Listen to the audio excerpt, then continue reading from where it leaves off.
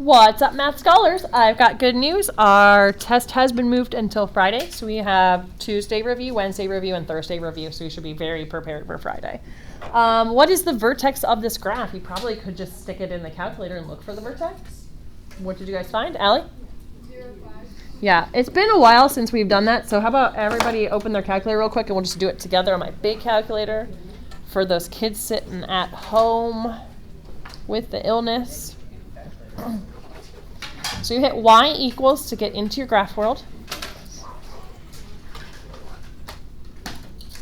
Y equals. And then you clear your old graphs. It's -2/3. I don't really use the fraction button normally. I just type it in parentheses like that.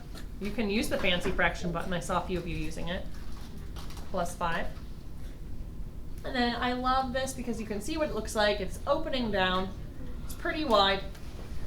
It has a maximum right here where my finger's pointing. And I can look at the table and find the vertex. It's at, oh, my decimals are turned on, but it's at 0.5. If you ever want to turn decimals on or off, it's in table setup, which is second window. I'm going to have my graph start at -3 and go up by 1s. Then my decimals will not be on my table. There we are. So 0.5 is where the symmetry is kind of converging at. Good.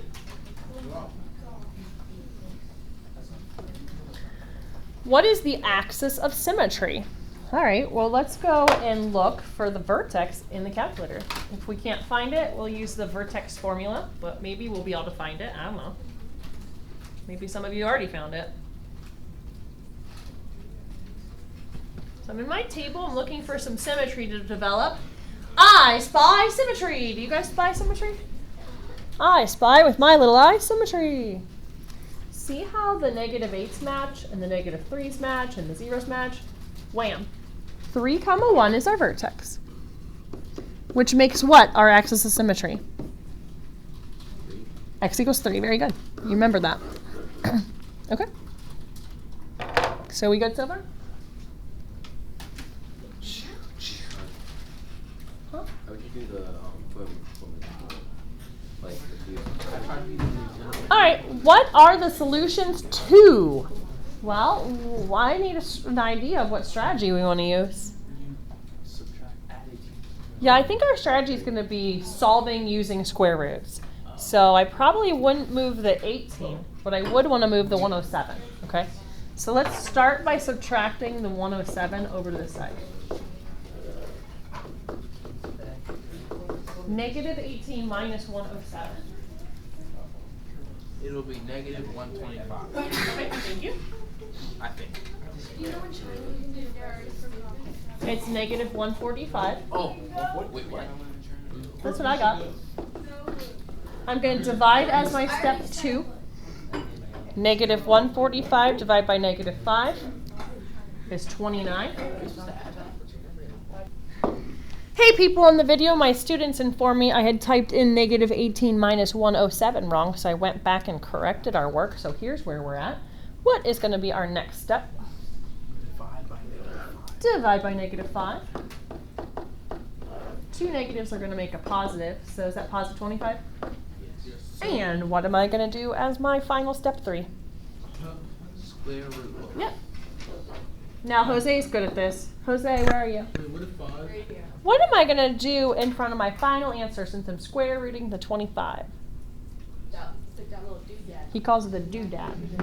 Plus minus 25. Yep. Okay. Everybody look up here. We are telling whether it's linear, exponential, or quadratic. So linear, write this down. Linear means it makes a line.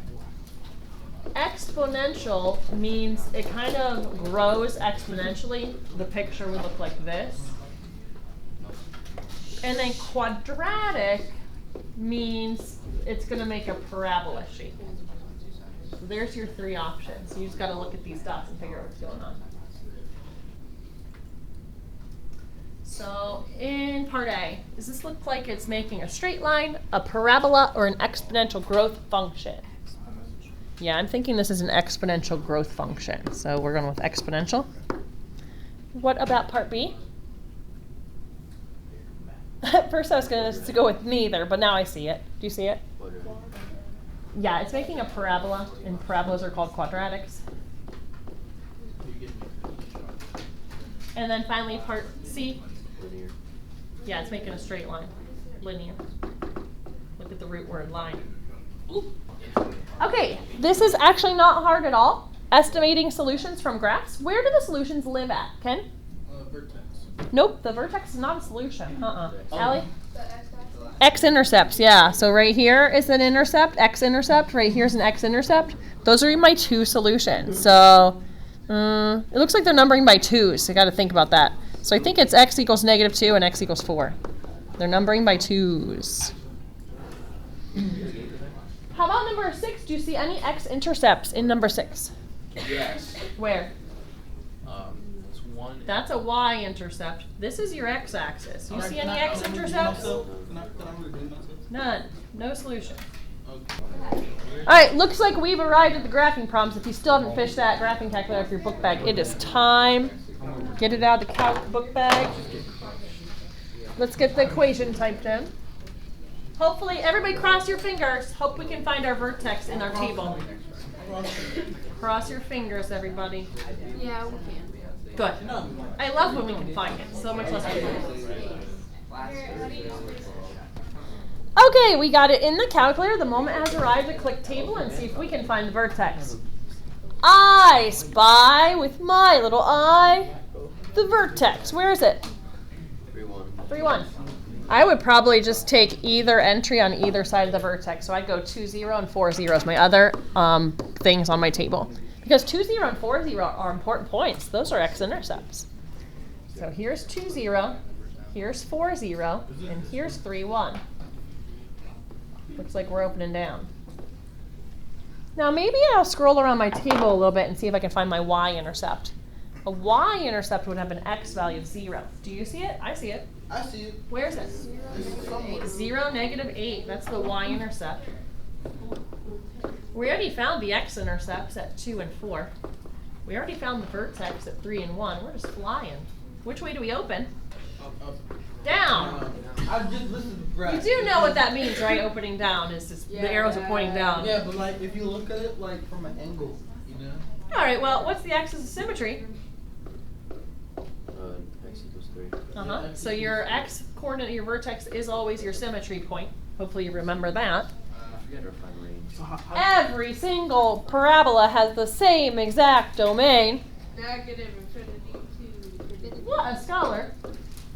And then, yeah, I heard I'm always confused about range. Range is the hardest question to answer, I think. Range is asking, where does this graph travel on the y-axis? travels down. It travels down to -infinity, but then how high does it travel? 1 is the highest it can get. 1. It never gets higher than 1 on the y-axis. It's the y-axis. Not bad. Range is the y-axis. Hey, number 8. I have not put number 8 in my graphing calculator yet on purpose because I want to ask you guys a question. What form is this equation in? Standard form or vertex form? Vertex form. What is the vertex? I have parentheses. Yeah, I wanted to practice finding the vertex without even the calculator. Axis of symmetry is 1. Now let's type it in our calculator.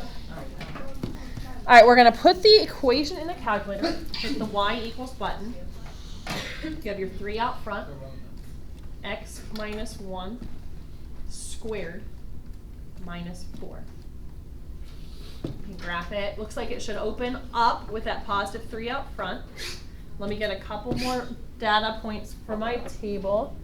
You guys already found the vertex for me. 1, -4. I'll probably just take 0, -1 as one of my coordinates because that is a y-intercept. And how about, I don't know, 2, -1? 0, -1's the y-intercept. 1, -4 is the vertex. And 2, -1 is just another point. You can see the symmetry. So it's opening up, which means it has what, a min or a max? Min. Good. Wait, when it's opening up, it's okay. Yeah, because it's down in the bowl, so it's a min. I hate when they ask for x-intercepts when they're at decimal locations. We're just going to have to estimate it from the graph we're seeing. 2.2, and 0. If it was actually 0, it would pull up on our table, so it's probably like negative 0.1 or something. You guys know how to zoom in. You can hit zoom, in, enter. So now you can see it. Oh yeah, see it? Like maybe negative 0.1 and maybe like 2.1 or 2.2. I'll just go 2.2 because that's what Kaylee says and she's smart. All right, the y-intercept is 0, negative 1. What's our domain? Yep, that's always our domain for every parabola. And range is so hard. It's where it goes on the y-axis. It goes up to infinity because it travels forever. But what's the lowest it gets on the y-axis? Negative 4. Oh. Looks like it's quadratic formula time. They're flat out telling us in the instructions, round to the nearest hundredth if necessary. I think it's a good time to sing the quadratic formula song to the people on the video. Yeah. And a 1, and a 2. X equals the opposite of b, plus or minus the square root of b squared minus 4ac, all divided by 2 times a. All right, good enough. What's our a value? It's 4. Good. What's our b value? Negative 8. Be careful with negative b's. Those are tricky. What's our c value? Negative 1. All right, here we go. X equals the opposite of b, so b will turn positive, plus or minus the square root of b squared minus 4ac, all divided by 2 times a. Now notice, when I did b squared, I wrote parentheses there. I wrote them there because that's how you have to type it in. Now, with my later class in the afternoon, we discovered, why don't we just type in this whole entire thing, including the square root? And you know, that worked great, so let's do that today. Let's type square root of negative 8 squared, negative 8 in parentheses, minus 4 times negative 1. And then divide it. And I do the divided part by hand, so I do the 2 times 4 in my head to get an 8. Did you guys get 11.3 for that discriminant and the square root included? And again, I did the 2 times 4 in the bottom, got 8. Did you put the negative one in parentheses too? No. Yep, I got that. We now have to deal with that plus minus, and not all kids know how to deal with the plus minus. Do you know kids come to my desk during the test and ask for me to show them the plus minus button? What do you think I tell them? There is none. I tell them, sit down. There's no plus minus button. Here's how you're going to do it. You either have to do 8 plus 11.3 and click enter before dividing by 8, or you have to parentheses that top. So 8 plus 11.3, enter, divide by 8. That's your first answer. Oh gosh, I just realized, didn't they say in the instructions round to the nearest hundredths? I've already botched it. I've already botched this. I should have went with 11.31. I am sorry. Did you click enter before you divided by 8? No. 8 plus 11.31, enter, divide by 8, 2.41. Now you're going to do 8 minus 11.31, click enter, divide by 8, negative 0.41. Hey people in the video, I have very, very bad, terrible news. I had typed in all that square root stuff wrong, and nobody pointed it out until just now. So we have to redo the ending. 8 plus 8.94, enter, divide by 8. Did you guys get 2.12? I rounded to the nearest hundredth. And then 8 minus 8.94, enter, divide by 8. Negative 0.12. I'm rounding to the nearest hundredth. Is that looking better? Okay, they promised me next time they won't let me go on with a mistake. Hey, try number 10 with your groups as your graduation for the day problem. Nice. All right, number 10, the students were working as a graduation problem, and I hold a whole bunch of people with their hands in the air, and I think they had their hands in the air because something real strange starts happening. What happened real strange on this one? Allie? You get a 0 under the square root. That's okay. We can still continue the math problem. It's negative 12 plus 0 divided by 8. What's that going to give you? And it's negative 12 minus 0 divided by 8. What's that going to give you? Oh, the first one is x equals, okay. Right. Do you want to know a secret? Yeah. Why there's only one solution? I'm going to show you why there's only one solution on this one by graphing it. Remember how I showed you if you would graph these, the solution is the x-intercept? I'm going to show you that there's only one x-intercept on this. And guess where the x-intercept is? Oh, they're both the same thing. Negative 1.5. Bam. There's only one intercept, and that's why there's only one solution. Isn't that cool?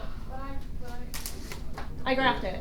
I put this right here in my y1, right here, and I clicked graph, and I showed, oh yeah, there's only one answer, a negative 1.5. I got negative 1.5 and negative 1.2. We're going to stop there. Thanks for watching part 1 of the video. There'll be part 2 tomorrow, so stay tuned.